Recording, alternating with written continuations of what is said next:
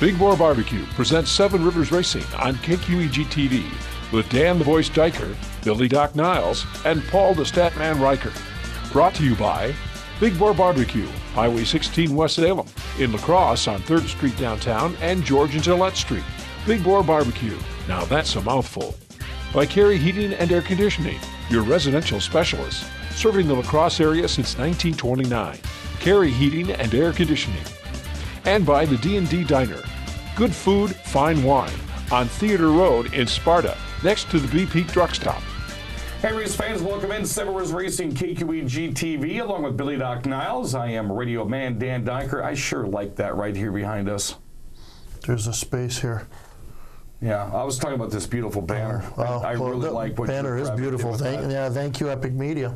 I want to thank our show sponsors this week, Big Boar Barbecue. Oh, I wish we were taping out there again. I really got to thank Jerry Byer. He treated us so well. He took last week. He went beyond the Call of Duty taking care of us last week. From the Diker appetizer platter to treating us to a really good meal afterwards. It was a phenomenal time. If you've never been out to Big Boar before, I suggest you get to one of their locations. Check this food out, man. You're never going to try anything else again as good as this. And just a reminder, they did close the 3rd Street station in downtown La Crosse. What? So you have West Salem. No! And you have the north side. But you saw the traffic of the north side when we were taping there. It was nonstop. And there were people coming in, checking out the show, and friends walking from down the street. We saw our buddy Matt Scrady. And Chris Scrady. Yeah, Chris Scrady pulled in with his semi. So it was a really good time, and to check that out. Plenty of parking. I hope they put a permanent structure there because they got some. Like I said, they got some really good food, and you're not going wrong when you try this stuff. Carey Heating and Air Conditioning, I'm sure they were probably working quite hard the past week and a half of the heat we've had. D&D Diner in Sparta, tasty food. Really got to go out there and get some of their breakfast. Epic Media and Vinyl, Back 40 Wraps, and fansarena.com. That makes these right here. Well, an eventful Saturday night at the Crosse Speedway. I wasn't there 2 weeks ago, so it was less eventful from what you saw 2 weeks ago, but it still had its drama with two wide racing to the stripe, quite a few accidents, and overall a good buck night. As the late model feature is without a doubt, the 4th feature of the year, one of the best ones we've seen so far this year. You got to give a call out to Carter Christensen. Got to feel bad for him, man. He had that huge lead, and you and I were communicating as soon as Carlson broke free from the pack, and I said, 8 laps to go. He doesn't have enough space, and you saw that Carlson ran him down in about 4 laps. Still, the yellow flag comes out with 3 to go. It was a top 5 finish for him, which is great. It's a career best, but it could have been so much more. Great job by him, by Carter Christensen. Only expect better things from this kid in the future. Well, sure, the last 2 laps of that late model feature, of course, Matt Henderson goes to the outside of Steve Carlson on that restart Billy was just talking about. Matt Henderson takes second, but he did get DQ'd. He's very, very upset with this as well. I mean, this has continued for the past week, and talking with him, he was 1/8 of an inch off the width in the front, meaning that he had to add the extra 25 pounds. And they were 4 pounds short. It was a direct oversight. He's been called lots of things the past weeks, but I tell you what, in all my years knowing Matt Henderson at the La Crosse Speedway, a cheater is something I would not associate him or his entire race team with. Oh, without a doubt. And if you saw the post that he put out, I believe it was Wednesday morning, and I shared it on Facebook. They owned it. They owned up to it, and they have a very positive attitude. They're going to move forward, and you can't ask something, from a team that was like this far off, and the weight of a couple bottles of soda off from collecting that second place money. So hats off to them for the positive attitude, and they're going to come back and they're going to make it better. And that did put Nick Panitsky in the top 3 and right up there chasing Steve in the point standings. We do expect a higher count of late models back this week. There are some new motors coming in, some parts coming in, and should have a great field coming up on Saturday night. To the Sportsmen we go. And here's what we're going to do. There was so much activity in the Sportsmen on Saturday night. We're going to share the last 2 laps of the finale, and then in segment 2, we're going to show you what else happened in that race. But you talk about walking away with this one. How about Danny Gilster winning by himself? That was just the dash, and that we'll show that in the second segment. But here in the last 2 laps of the feature, you know, Jeff Thompson had to live up to what the family did the night before. I mean, because I think it was his son that swept in go-karts. I believe his brother swept in go-karts, and Jeff got himself a heat race win. Thompson also won in go-karts. Yep. I had all 3 up there as my junior announcer. So, Jeff, if you see, I don't know if we're going to get to see Jeff getting out of the car, but that shiny new white suit, and he ends up Lady Luck, I guess, is a better no better term to put to it. Lady Luck for him, and we'll see later with Brandon Lemoyne. These 2 guys had luck shining on them Saturday night. Thompson had a solid second place. Engine failure for Chris Webber paves the way for Thompson to win that feature and complete the sweep. And one of the nicest guys. And I tell you, for as mad as Chris Webber was at what happened to his car, he was the first one in victory lane, second one actually behind Jeff's dad, to congratulate him. And I thought that was a cool move of sportsmanship on his part. So again, Jeff Thompson also won a heat race, so he went 2 for 2 on Saturday night. To the Thunderstocks we go, and I tell you what, this one looked like Dan Gallagher had it written all over it. He was out leading almost at one point by a quarter track length. Adam Moore starts in the trunk, as we share the last 2 laps of this one right here. Very hard in the Thunderstocks to win from the trunk, but Adam Moore did it. He's got the car for it, Billy. He's got the know-how for it. But he also had a hand on his shoulder helping him to that win. Yep, last Saturday night was the birthday of his father, who had passed away a couple of years ago, I believe it was. And it was a very emotional night for the whole Moore clan. And if you got to be there or see, if I don't know if they showed it on TV, the interview we did with him in Victory Lane afterward, very emotional for the whole family. So they all got together in Victory Lane. You got to give a call out to a couple of old guys back at the track. Danny Gallagher in the 10 car and John Grosskopf in the 85 car. John won his heat race, which I thought was cool. And he said he was 16 years since he visited Victory Lane at La Crosse. Gallagher, I would imagine it's 16 plus. To see him run up front was kind of fun to watch. So it's kind of cool to see a couple of the old guys come back and compete well in the Thunderstock division. Of course, Adam Moore took that lead with only 5 laps to go, trailed for 10 as he worked his way through the field. When we come back, we're going to show you the final laps of the Hornet race, where Brandon Lemoyne gets win number 2 this year, 2 out of 2 races. We'll show you a former Hornet driver win the Queen Bees, and a fun-filled wreck reel with a tire that's gone higher than I think I've ever seen one go. And a dash wreck reel, too, all in one race. 1 6-lap race. Yeah, that's all going to be coming up next here on 7 Rivers Racing. You don't have to fly to Kansas City to get great barbecue. 4 years in a row and counting. Hi, this is Jerry Beyer at Big Boar Barbecue. Once again, La Crosse County has voted us the best barbecue and best caterer in La Crosse County. Making great ribs and great barbecue has always been my passion, and it means a great deal to me that you love what we do. If you haven't tried our ribs, pulled pork, brisket, or smoked chicken, try it and you'll agree. Big Boar Barbecue, a delicious mouthful. Yeah! American Standard Heating and Air Conditioning is built to a higher standard, so you can focus on the problems in your life that actually matter. Hey, Dave. Like giving Jeff his ladder back before he takes it back. Or where to put the food when you both get the groceries. Or the doggy door that just became a raccoony door. Whatever you're worrying about, it won't be this. American Standard Heating and Air Conditioning, built to a higher standard. Call today for your free estimate on a new American Standard system, or schedule online at careyheating.com. At the D&D Diner, you can expect hometown meals, hometown service, and hometown prices. Hi, this is Dale with the D&D Diner in Sparta, your new home for great food, cold beer, and fine wines. Whether it's a big breakfast, a tasty lunch, or traditional dinner, you'll find it on our menu. Whether it's Friday night fish dinners, Saturday night prime rib, or our many daily specials, your place for great food at fantastic prices is the D&D Diner in Sparta.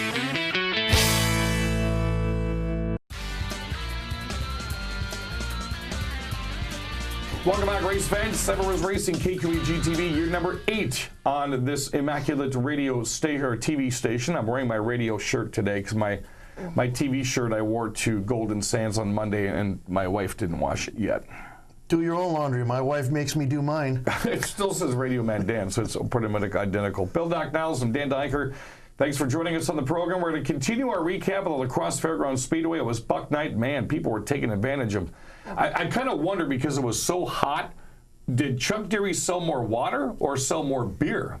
We should have got that quote before we went on the air. I would imagine a little bit of both, because I went into that cooler after the races, and the stock was down a little bit. I always like doing that on Buck Night. I have a pattern. Each race that I go to the racetrack, there's a pattern in which I do things. One of the things I do before I go to the towers, I load up on Powerade and load up on a couple of bottles of water. I see what that cooler looks like, and I always like going in there after Buck Night because it looks like an empty cavern. Yeah, but it's also the best place to be on a hot night like that. It is. I wish I could. I've always said I want to call the races from inside the beer cooler. Let's show you what happened in the Hornets. We had a huge crowd out. At one point, you had 3 former track champions in the top 5. That was Jake Bemis, that was Nate Towner, and that was 25 cars. The 25 car. Chris Thunderberg. Thunderberg, yep. All 3 past champions in the top 3, and then you've got Brandon Lemoyne, who started way in the back of this one right here. As you're going to see the last 2. Brandon found a way to pick his way through. Had a couple of cautions, had a couple of nasty accidents. And boy, that 88 is one to stop this year. It definitely is. But if we could see it back farther, a couple of laps before this, the big wreck, you had Ticky, you had Towner, and you had Bjorkman. All 3 of them going for the lead, and all 3 of them got together coming off the 2. Ticky slams the wall hard. I mean, I was standing in the middle of the quarter mile, and you could feel that thud. He hit it so hard. And just maybe this segment right here, maybe Jesse can throw that in. Hopefully he can. That wreck where Jimmy Bjorkman was cutting to the inside, coming at a turn 2, and we're going to have Jesse slip that one in right here, because that one really set the tide for the rest of that race for a lot of drivers. It pretty much did. After that, everybody played kind of nice. Brandon got out to a nice little lead. The funny part about it is he got out in victory lane, and you told me to stand back, wait for the pose, and he's just jumping up and down and screaming, and I kind of pulled my microphone away and said, "Dude, they're waiting for the pose." He's like, "Oh yes!" So then he went and did the pose. There was the pose, and Brandon Lemoyne very happy because he's got his race team now and 2 for 2. That's 2 in a row now. He's building up and it's hard to do in that Hornet class to win 1, much less 2 in a row. Well, you have so many drivers that can go out and win every night. And he's starting to pad that lead a little bit now too. Queen Bees were out. We're going to stay with the Hornet-type cars. We only had a small class of Queen Bees this year. David Linehan and Caleb Ian both started in the front row, but they were a lap down, and that had Kim Eckelberg in here. You had Wendy Leach, former Hornet driver, out there, and when it was all said and done, it wasn't the silver 72 Wendy Leach wins in. It was a different car. Yep, she wanted in Alex's car, and Alex was one of the first ones to congratulate. He had the whole family down there. Zach's. Was it Zach's? Yeah, Zach. Oh, that's right. Alex drives the street stocks. My apology. I didn't realize this either. The double spin to win, which we just don't have time to show today. Zach Leach won the second one. That was his first win ever in a race car. And his mom goes out and wins the Queen Bees in the same car. Yep, good night for the family. And they always have a big crowd that them Leaches do up in just towards turn 4, the turn 4 side of the flag, man. You can't miss them. They're always cheering. They're always having a good time. Great crowd to hang out with, and they had 2 winners to cheer for on Saturday night. So there is your final recap. Again, we did get one of those wrecks in there. That was the big one with Jimmy Bjorkman and Towner and Ticky. Talked to Ticky afterwards. He's got a lot of work to do. Yeah, he does. On that new 56 Honda of his. Let's take you back to the Sportsman's Dash. 3 different sets of video right here. Billy Doc Niles, the first one out. He's loved the way his car looks this year. He happens to be a relative of yours. What happened to Sam Niles? Yeah, my nephew Sammy here, if you see this, gets a little bit loose coming off of turn 4. Slides into Gilster just a little bit and goes for a beeline to the inside wall. Taps it just a little bit, crinkles up the car. He's able to come back out and finish sort of finish the race, but that car just wasn't the same the rest of the night. And he'll admit he lost it a little bit coming off of 4, and he's still really trying to get the hang of this car, and hopefully someday he really does. Sounds like the identical story between our next wreck. That will be Tom Leith. He brought out a brand new Sportsman he's been building. One of the best, I told him, I've ever seen him drive out there. It was just flat gorgeous. He, like Sam Nowell, still learning that new Sportsman's car. As you're going to watch right here, he loses control. Pretty much in the same spot that Sam did, and results just a little more extensive than what happened with Sam. He ended up climbing up on top of the wall, as you see here, and it wasn't pretty. He did not make it back out the rest of the night with that car, but I talked to him real quickly. He said the same thing. Lost, something, felt like something broke, lost it. He'll be back this Saturday to try and redeem himself. Third crash was a big one, as there was a lot of gentle tapping going on between Steve Bachman and Chris Webber in turn 4, the front straight, and then this end result. And not only did this take out 2 contenders, because Webber, who stayed in the race, actually bowed out of this race, and Danny Gilster won the dash by himself. A couple of telling things about this. Number one, you do see the contact between the two. I was able to, and to Steve Bachman's credit, most people, when they're mad, don't want to do an interview. He was ready, willing, and able to hop on the microphone and said he wasn't happy with the way the contact went down. And then if you got to hear the Victor Lane interview with Dan Gilster, he pretty much laid it on the line, and I don't think it was just that night. I think this is about 2+ years of people saying that a lot of respect has been lost between a bunch of the drivers in the Sportsman class, and they don't have the numbers right now. They got a pretty good group of about 12 cars that show up on a regular basis. To not have respect for any of them is really going to cut the numbers down. So I think they really need to, I personally believe they really need to clean their driving up, or they're not going to have a class. Our final wreck here is a situation that happened during the first double spin to win. Memory doesn't serve me right off the bat. I want to say it was maybe Thurk that lost the tire. Cheyenne Stanfield had just pulled off the track and had stopped. Watch this.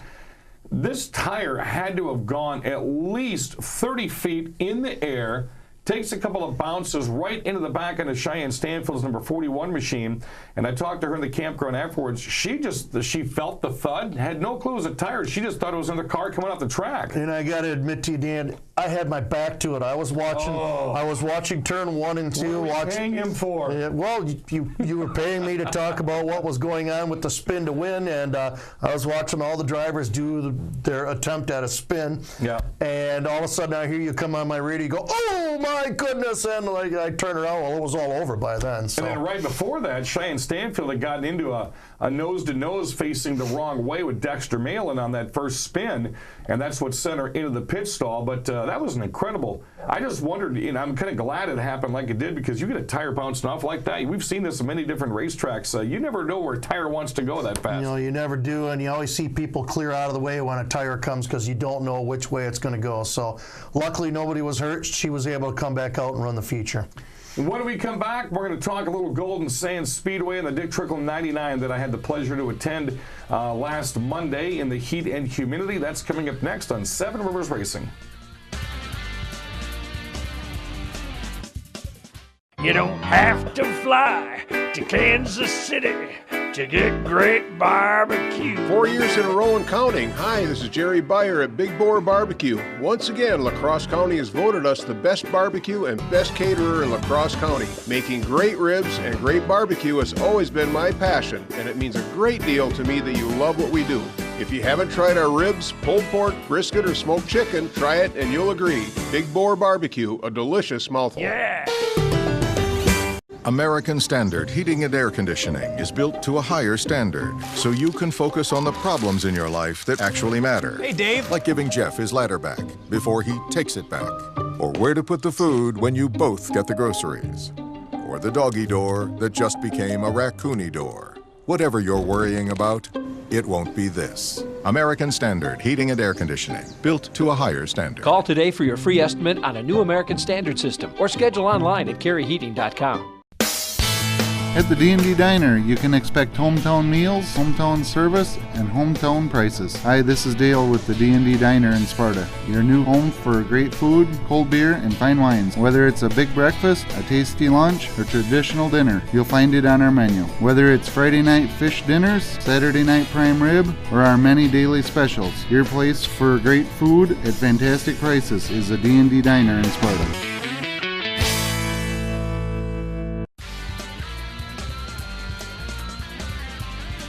Welcome back one more time. Seven Rivers Racing, KQEG TV, along with Billy Doc Niles. I'm radio man Dan Dyker. Had the chance to go to the Dick Trickle 99 Super Late Model Race and the Super Cars and the Super Trucks and the Vintage Series at Golden Sands this past Monday. And a couple of cool things really stuck out to me. You know, I'm a huge vintage guy. I love some of the cars they brought out. I had a couple of guys from Illinois that were up there doing their thing. Both Catones. First time I've ever seen Ralph Catone and Cal Catone race in separate cars in the same race. First time ever. I think it was Cal ended up going to the hospital, had some heat exhaustion going on, so we hope he's doing better. But one of the neatest things of the whole time, Marv Marzofka said hi to you, by the way. Oh, hi, Marv. I did get the chance to interview Marv. You're going to hear that on the radio show on WBOG coming up Saturday at noon.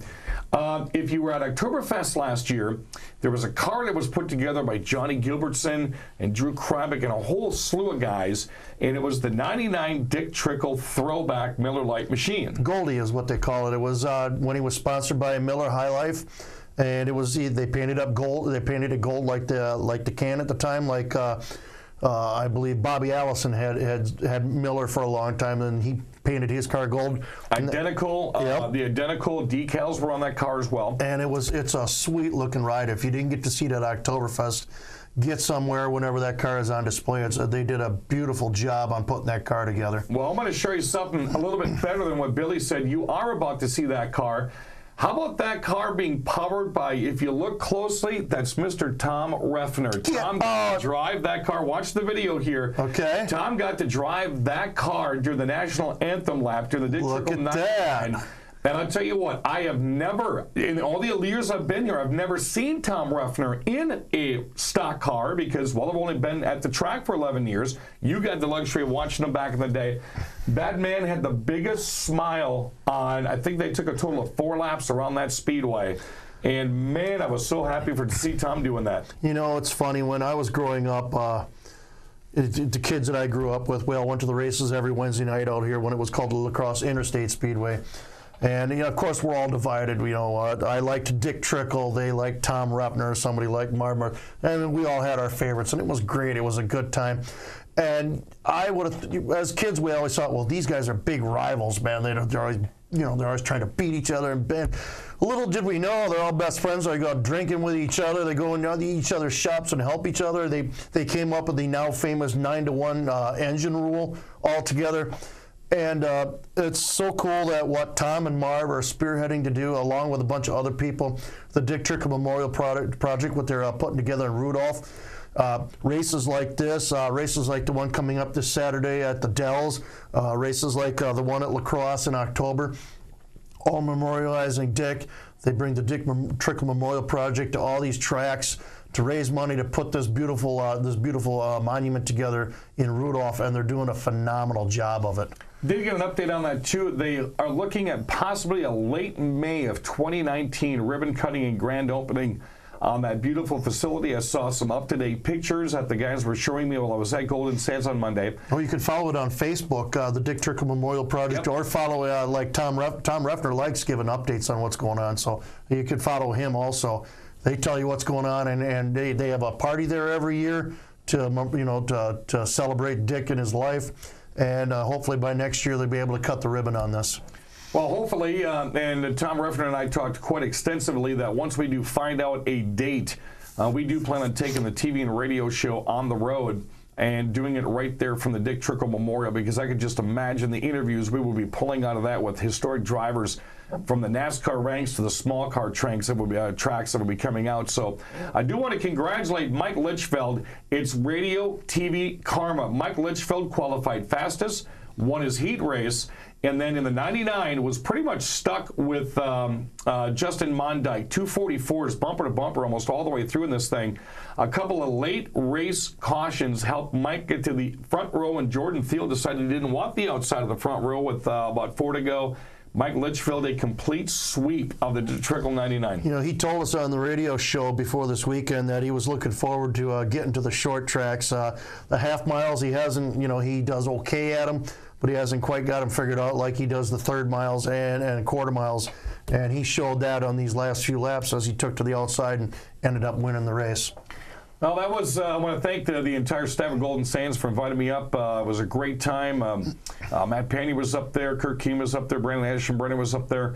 Just a great time as Sean Knobloch and I hit to the road and had a wonderful time. Coming up, La Crosse Fairgrounds Speedway. You're not going to be at the races this week, are you? No, if I am, it's not going to be in an official capacity. I got a couple of graduation parties I have to hit Saturday. There's one thing with the pit reporting we've been doing this year with me and the tower and Billy down below that I was so looking forward to, with Billy being down below with that wireless microphone, is not just late model Sportsmen, Thunder Stocks, and Street Stocks and kids rides this weekend. We have the outhouse race, and I wanted Bill inside the outhouse with the microphone to try to capture a real quick word from all of our competitors. Yeah, some people, and you haven't been here long enough, you weren't here in the years when they actually used that during the race. And Leroy Harding was one of the best at that. If you think I'm a big guy, Leroy is bigger than me. What about Leroy? And Leroy would go in, and he'd come out with some of the weirdest costumes. One time he came out wearing a diaper and a baby bonnet. Just some of the funny stuff that these guys would do. Danny Gallagher and John Grosskopf, now that they're back with the Thunder Stocks, they're old warriors of the old house race.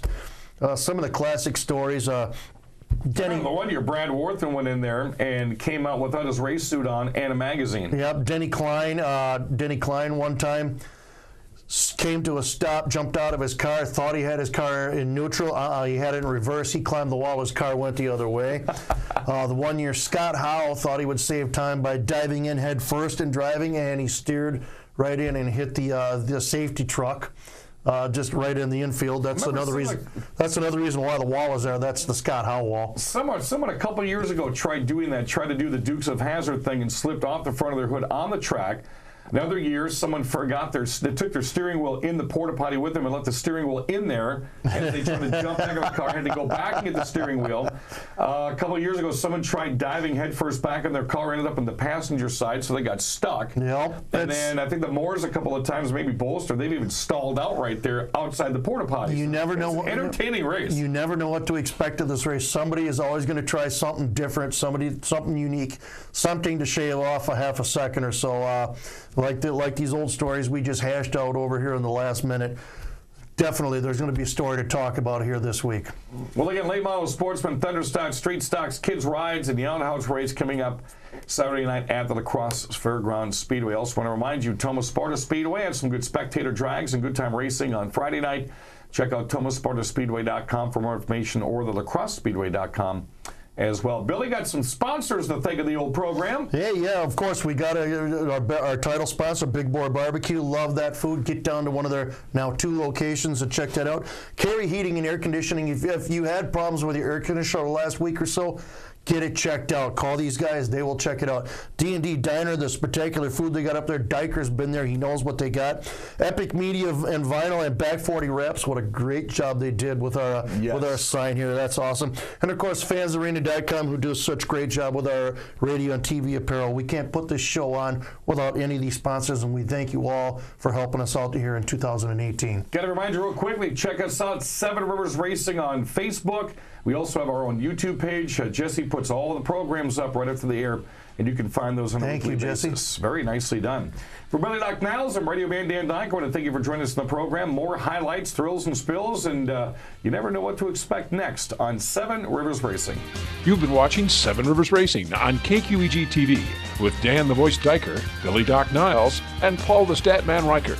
Brought to you by Big Boar Barbecue, Highway 16 West Salem, in La Crosse on 3rd Street downtown and George and Gillette Street. Big Boar Barbecue, now that's a mouthful. By Carey Heating and Air Conditioning, your residential specialist, serving the La Crosse area since 1929. Carey Heating and Air Conditioning. And by the D&D Diner. Good food, fine wine on Theater Road in Sparta, next to the BP Truck Stop. Thanks for watching Seven Rivers Racing on KQEG TV. You don't have to fly to Kansas City to get great barbecue. Big Boar Barbecue is up and running on the north side of La Crosse. Hi, this is Jerry Beyer at Big Boar Barbecue. Yes, the food truck is open at George and Gillette Street to make it easier for you north siders to find out why La Crosse County has voted us 4 years in a row as the best barbecue and best caterer in La Crosse County. Big Boar Barbecue, Highway 16 West Salem, 3rd Street downtown, and now open at George and Gillette Street.